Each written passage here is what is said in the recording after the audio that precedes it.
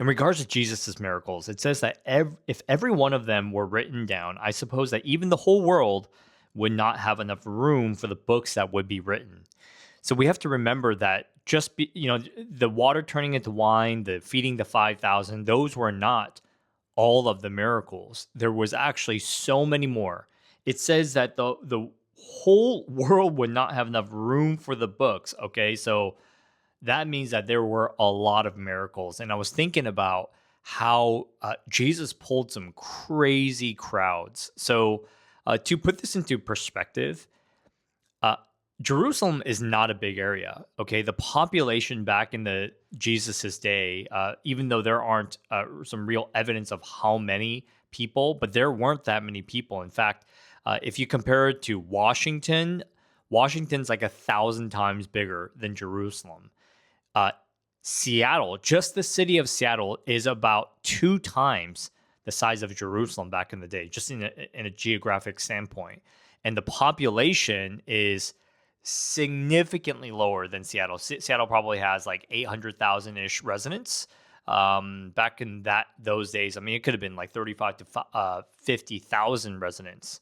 Now, when Jesus pulled in crowds. So, the only story that we can really go off of is how he fed the 5,000 using, you know, like a few loaves of bread and fish. Okay.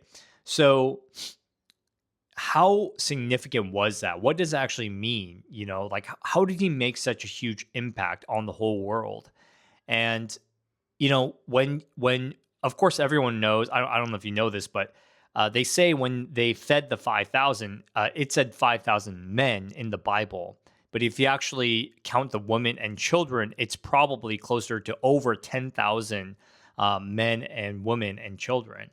Uh, that many people in that small of a population in Jerusalem at that time was a massive pull of a crowd. I don't even know what kind of equivalent that is. That doesn't even equate to filling up a stadium in any of your sports arenas. I mean, we're talking a significant amount of people came in. They didn't have loudspeakers back then.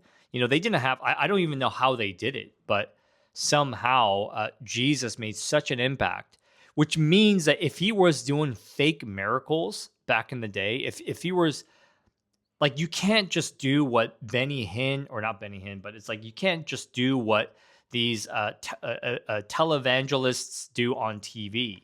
Like, you got to be doing some serious miracles to pull that big of a crowd. And another thing that I wanted to mention was that, it's just so funny that when the disciples thought that they saw him, so they were fishing, and they had a man come in and who said, "Hey, go fish on the other side." And then immediately Peter saw Jesus and was like, "Oh my God, it's Jesus." He jumped in the water and the disciples followed him. I mean, that was the third time Jesus actually appeared to him. And I just want to say that because it just shows how much the disciples were convinced that Jesus was God. Okay. Even after his death, after seeing how much he was persecuted and hated, and there was still persecution, they still, to the level of jumping into water just to go see Jesus. That's how much they believed in God. And remember, all 11 out of 12 of them died for Christ. Okay. One of them was, they tried to boil him, but so he was supposed to die, but they couldn't, which was John. And so the rest of them died with that much conviction and that much belief. I don't know about you guys, but if I felt any doubt, would I go through those lengths of suffering for Christ like that? Throughout your whole life, because Jesus wasn't popular. Okay, they just killed Jesus for not liking him. Would I suffer that much and then die for Christ? No. And I just want to say that, and there are, outside of the Bible, there are counts, there is historical data and evidence that Jesus did pull those kind of crowds and do miraculous things.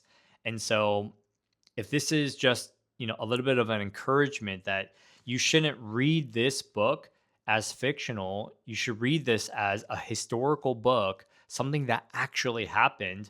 Um, and if you were there at those times, I mean, you would see some serious, serious miracles and seriously crazy things, which is why we still believe in them. This is why this is one of the largest religions in the world, even thousands of years later.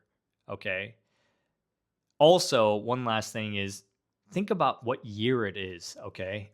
This is a joke on Louis C.K. It's kind of funny, but it's like, man, if we're fake, we're like one of the, I mean, seriously, we're like one of the main religions. Think about what year it is. How do we even come out with the word or with the number 2026? 2026 after what? After Jesus' death. Okay. This is how much of an impact Jesus made. And if you were to guess on one religion, what religion would you guess on? For me, it's Jesus Christ. I hope you guys have a good day.